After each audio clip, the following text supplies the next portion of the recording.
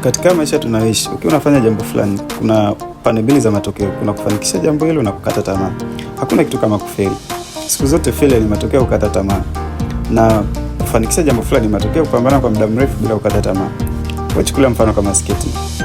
Mwanzo unakuwa unaogopa kusimama kwenye bodi kwa sababu unahisi labda utaanguka, lakini ukweli ni kwamba huwezi kujifunza skating kwa umesimama pembeni kwa kuangalia watu wengine wakiwa wanafanya skating. Lazima uingie kati mwenyewe, uanguke na kusimama mwenyewe, hivyo ndio utakuwa unajifunza. Maisha pia yapo hivyo hivyo. Kuna vitu vingi tunaogopa kufanya kwa kuhofia labda tunaweza tukashindwa, kuogopa kukosea au kuogopa watu watasema nini. Lakini ukweli ni kwamba inabidi tu uamue kufanya kitu bila kujali watu wanawaza nini, watu wataongea nini, kwa sababu mwisho wa siku nobody cares.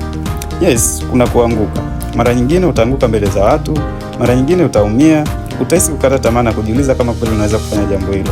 Lakini wewe kumbuka, kila mtu unayemwona leo yuko vizuri katika jambo fulani, kuna siku alikuwa hajui kabisa kama wewe.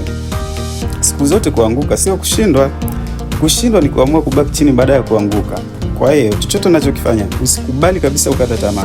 Wewe endelea kupambana, endelea kujifunza, na zaidi ya yote usiogope kabisa kuanguka, kwa sababu wakati mwingine kuanguka ndio inakufundisha jinsi ya kusimama imara zaidi na kuweza kufanikisha jambo lako kiurahisi kabisa.